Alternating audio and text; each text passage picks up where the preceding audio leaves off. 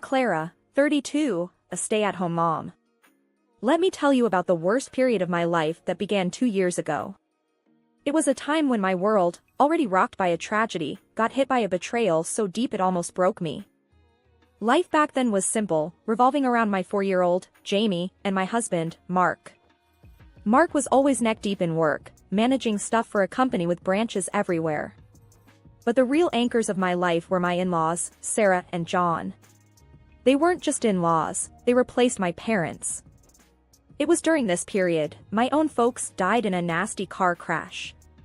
It was a gut punch, the kind that leaves you gasping for air and struggling to stand. I was a mess, a complete wreck. That's when Sarah and John stepped in. They weren't just in-laws, they became my lifeline. "Clara, we're here for you, always," John had said, his voice steady but his eyes wet. He was a tough guy, but he had a heart of gold. Sarah was softer, always had a hug ready. "You're our daughter now, more than ever," she'd whisper as she held me while I sobbed. They helped with Jamie, took care of the house, basically kept me from falling apart. But just when I thought I'd hit rock bottom, life decided to throw me another curveball.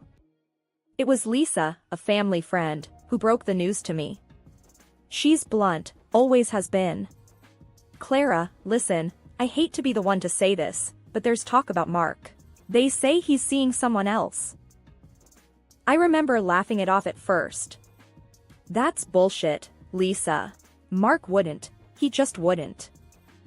But deep down, a part of me knew. When Mark came home that night, I confronted him straight up. "So, what's this crap I'm hearing about you screwing around, Mark?" He didn't even have the guts to look me in the eye. "Clara, it's not what you think," he mumbled, but I knew better. I felt like I was getting sucker punched all over again. First, my parents, now this? It was like some sick joke.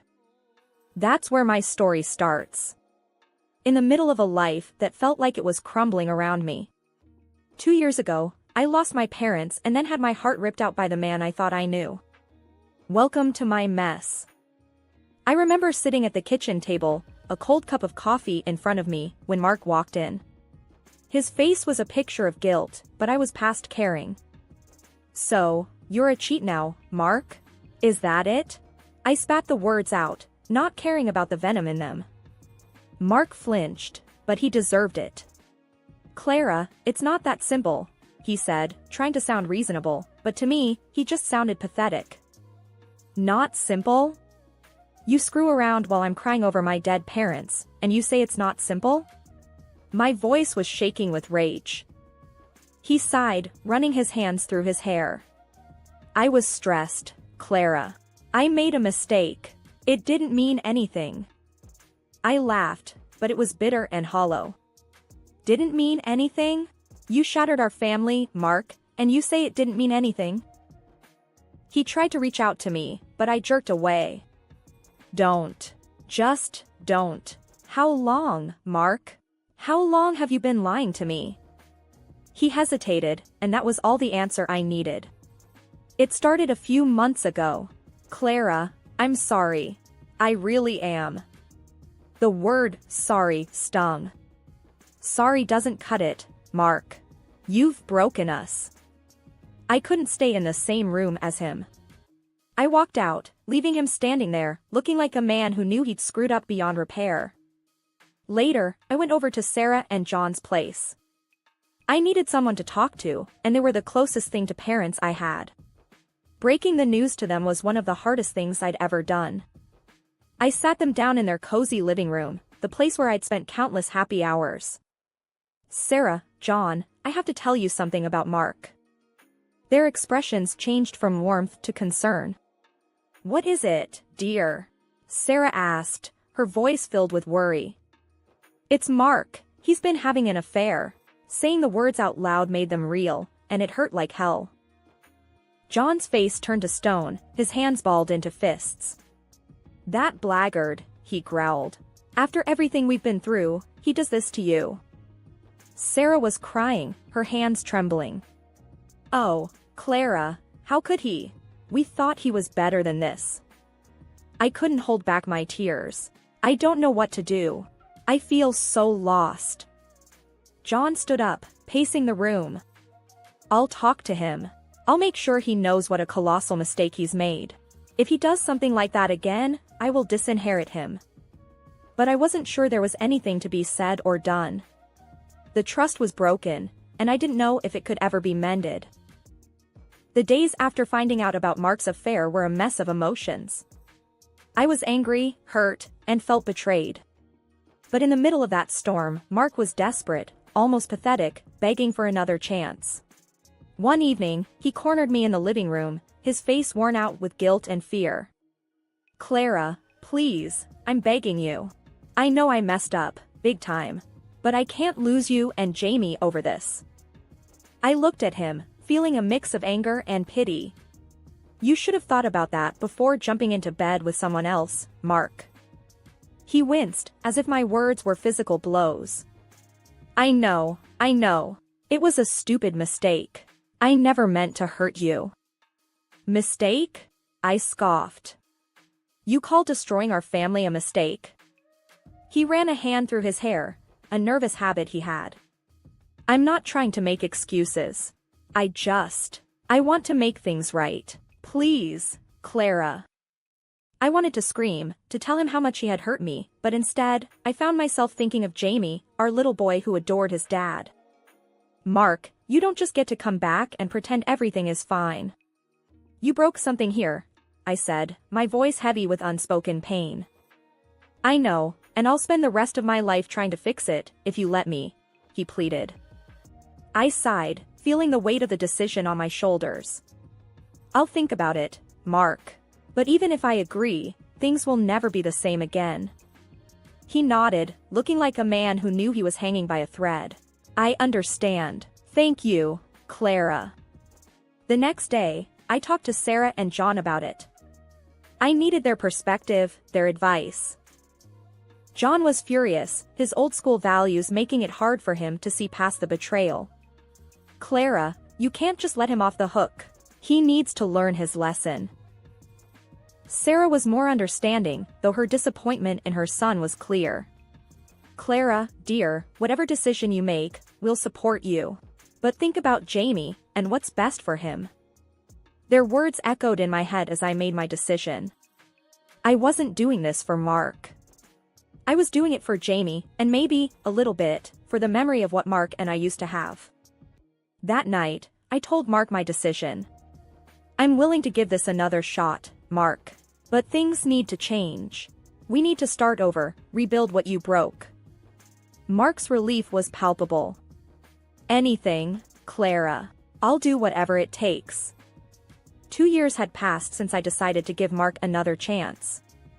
It felt like walking on a tightrope every day, balancing between the past and a future I wasn't sure about.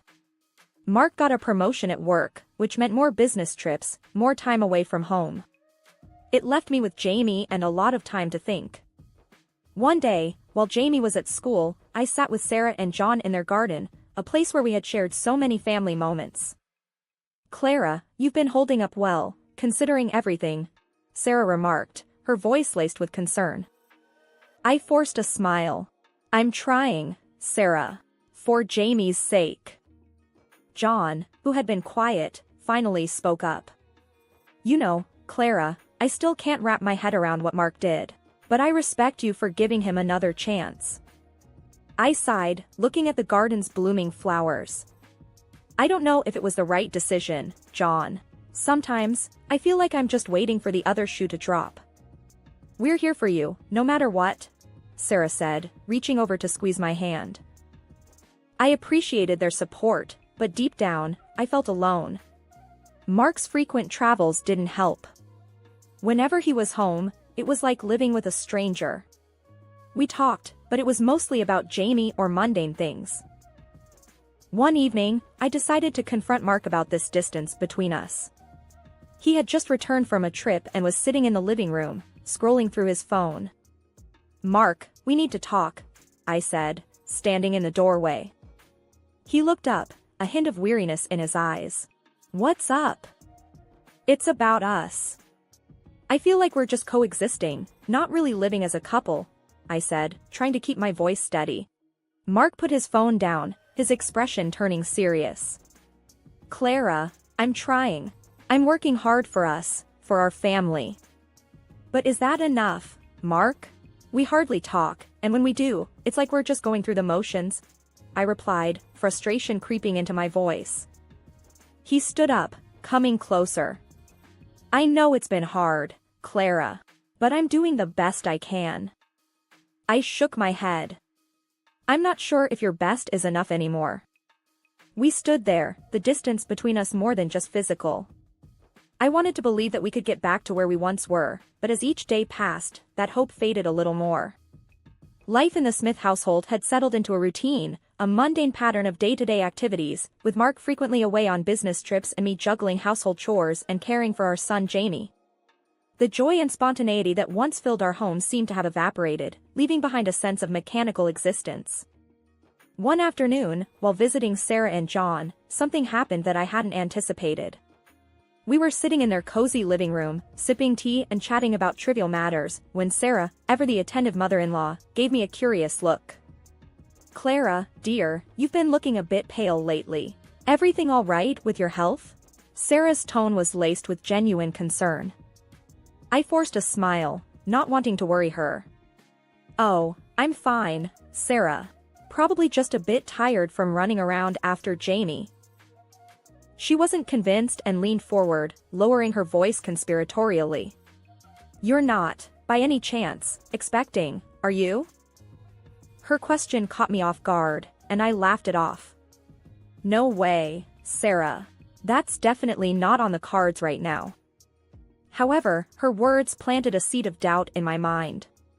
The more I thought about it, the more I realized that my recent tiredness and nausea could be signs of pregnancy. On my way home, I made a detour to the pharmacy and bought a pregnancy test, my heart pounding with a mix of fear and anticipation. The next morning, after Jamie had left for preschool, I took the test. The minutes I spent waiting for the result felt like hours. When I finally looked at it, the 2 pink lines were as clear as day. I was pregnant. I was still reeling from the shock when Mark returned from his latest business trip. He looked weary, his suit crumpled and his eyes tired. I hesitated for a moment before deciding to tell him the news. Mark, we need to sit down. There's something important I need to tell you, I said, my voice trembling slightly. He frowned, a look of concern crossing his face. What's wrong, Clara? Is it Jamie? No, it's not Jamie. I'm pregnant, I said, watching him closely for his reaction. He stood there, stunned, as if trying to process what I'd just said. Then, slowly, his expression shifted to one of confusion and concern. Pregnant? Are you sure? Yes, I'm sure. I took a test this morning, I replied, feeling a knot form in my stomach at his less than enthusiastic response. Mark ran a hand through his hair, a gesture of unease. Wow, that's great news. It's just so unexpected. His words lacked conviction, and I felt a pang of disappointment. I thought you'd be happier, I said, my voice barely above a whisper. He quickly tried to reassure me. I am happy, Clara, really. It's just a lot to take in right now, with everything going on at work. I nodded, trying to mask my disappointment. The joy of discovering my pregnancy was overshadowed by the growing distance between us. The following day, I shared the news with Sarah and John. Their reaction was heartwarmingly different. Sarah's eyes lit up with joy, and she enveloped me in a warm embrace. A new grandchild. Oh, Clara, this is such wonderful news, she exclaimed, her voice brimming with excitement. John's reaction was equally enthusiastic. This is a blessing, Clara, a beautiful addition to our family. Their happiness was infectious, and for a brief moment, I allowed myself to bask in the joy of the new life growing inside me. The joy of expecting was tinged with the bittersweet realization that the child would be born into a family where the parents were more like strangers than partners. The mix of emotions was overwhelming, leaving me to wonder about the future of our family. The days at home had turned into a never-ending cycle of monotony, with Mark always off on some business trip or another, leaving me to handle everything alone. It was during one of these dull, repetitive days that my in-laws, John and Sarah, decided to shake things up. I was over at their place, mechanically sipping tea while Jamie was playing with his toys, when John dropped a bombshell. "Clara, you're going to Hawaii. It's all sorted," he announced, like he was talking about a trip to the local grocery store. I nearly spat out my tea. Hawaii? Now? But Mark, he doesn't even know. John's response was blunt and to the point. "Forget about Mark. He's got his own stuff. This is about you and Jamie getting some much-needed fun." Sarah nodded in agreement, her expression serious. "You've been cooped up in that house for too long, Clara. A change of scenery will do you good." I tried to argue, to reason, but they weren't having any of it. I couldn't even reach Mark to tell him about the trip. Calls went straight to voicemail, and my texts disappeared into the void, unacknowledged, unread. So, there we were, Jamie and me, heading off to Hawaii on a whim, thanks to my in-laws, with Mark completely in the dark. The whole thing felt like a crazy dream. Landing in Hawaii felt surreal. The hotel was like something from a postcard, exactly how Sarah had described it. "It's a family tradition," she had said. Jamie was ecstatic, his laughter and energy contagious. But as I watched him play, a pang of loneliness hit me. "Why isn't Daddy here, Mommy?" Jamie asked, his innocent question twisting the knife a bit more. "He's busy, baby," I replied, keeping my voice light. "But we're going to have a great time, just us." Every night, I'd send updates to Mark, photos of Jamie building sandcastles, the stunning Hawaiian sunsets, but they went unanswered. His silence was a loud, echoing confirmation of the growing gap between us. The days were a blur of beach outings and hotel adventures with Jamie, yet I felt disconnected, my mind constantly wandering back to Mark. Then came the shocker. On our penultimate morning, I walked down to the hotel lobby, and there he was. Mark. And he wasn't alone. There was a woman with him, someone I didn't recognize, laughing at something he said. I froze, my heart pounding. This couldn't be happening. Not here. Not in the very place Sarah and John had cherished. The shock was like a slap in the face. I couldn't believe my eyes. The moment I saw Mark with that woman, my world stopped. Panic gripped me as I grabbed Jamie's hand, rushing him back to our hotel room. He was babbling about the pool and the fun he had, unaware of the storm brewing inside me. Once in the room, I quickly got Jamie settled with his favorite toys and stepped out onto the balcony, dialing a number with trembling fingers. I need you here in Hawaii, I said, my voice barely above a whisper, trying to keep the desperation at bay. I spent the rest of the day on that balcony, like a sentinel watching over a battlefield. Below, Mark and his mistress were living it up, oblivious to the pain they were causing. My heart felt like it was being squeezed in a vice as I watched them laugh, touch, and share moments that were meant to be mine. That night, sleep was a stranger. My mind was a whirlwind of hurt and anger, replaying the scene over and over. The betrayal felt raw, cutting deep into the core of what I believed our life together was. The next morning, I left Jamie with the sitter and made my way to the hotel restaurant, where I saw Mark and the woman having breakfast, still in their little bubble. I marched up to them, fury coursing through my veins. Mark, what the hell is this? I demanded, my voice shaking with rage. Mark's head snapped up, and the color drained from his face. Clara, this isn't what it looks like. Don't insult me. I'm not blind. I shot back, glaring at the woman beside him. She looked uncomfortable, fidgeting in her seat. Who are you? I asked her, my voice icy. She stuttered, her eyes darting between me and Mark. I'm Lisa, I didn't let her finish. Well, Lisa, you've been sleeping with my husband. Congratulations. Mark tried to intervene. Clara, please, let's not do this here. Why not, Mark? Afraid of a little scene? I challenged, my voice dripping with scorn. The woman, Lisa, quickly stood up, mumbling an apology before scurrying away. Mark reached out to me, his eyes pleading. "Clara, I can explain. Please, just don't tell my parents." As if on cue, John and Sarah walked into the restaurant. Seeing the scene, they quickly pieced things together. Mark's face turned ashen. John's voice was cold and hard. "What's going on here, Mark?" Mark stammered, "Dad, I can explain." Sarah looked from Mark to me, her expression one of shock and hurt. "Clara, what's happened?" I took a deep breath, the weight of the betrayal heavy on my chest. "Mark's been having an affair. I caught them together." The words hung in the air, heavy with disappointment and pain. Sarah's hand flew to her mouth, her eyes brimming with tears. John's face was a mix of anger and disbelief. John was the first to speak, his voice laced with a bitterness I had never heard before. "Enough of this nonsense, Mark. We're tired of your antics. You've pushed us too far this time." Sarah stood beside him, her expression one of utter disappointment.